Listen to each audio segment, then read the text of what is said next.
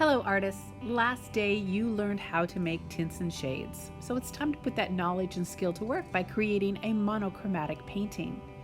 Now, monochromatic means that you're only using one color. But you all know that if you have a little bit of black and a little bit of white, you can come up with all kinds of different variations of that color. So the first thing you need to do is put your name and table code on the back of your paper.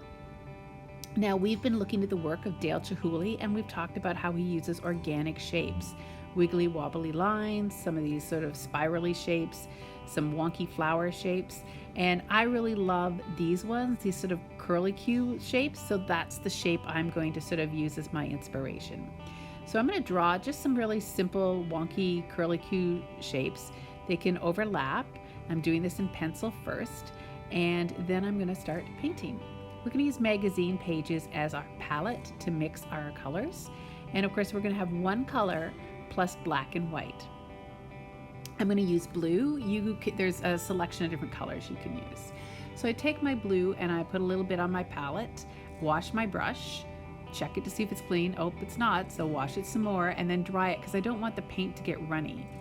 All right, so then I'm going to mix a little bit of white in there and I'm going to paint my entire background this color. So it's important to make sure that you've made enough paint. Here I'm going to use the plain blue straight out of the palette to fill in one of those shapes.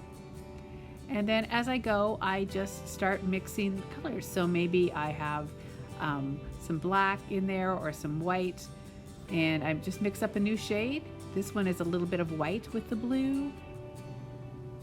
And I can also mix a tiny little black. Now remember that a little bit of black goes a long way. It makes that color super dark really fast. I had to add a little more blue. Okay, so I've got this really, really super dark blue now. And you can repeat the same one if you want, or you can try to make as many different colors as you want. Well, they're all the same color, just different tints and shades of the color. All right, almost done. This one's almost gray because I think there was a little bit of black and white in the color. And which is fine. You can use black and white as their own color as well. That's totally fine. All right, once this is dry, we're gonna make sure it dries overnight. Then I'm gonna take a black marker and I'm gonna outline it.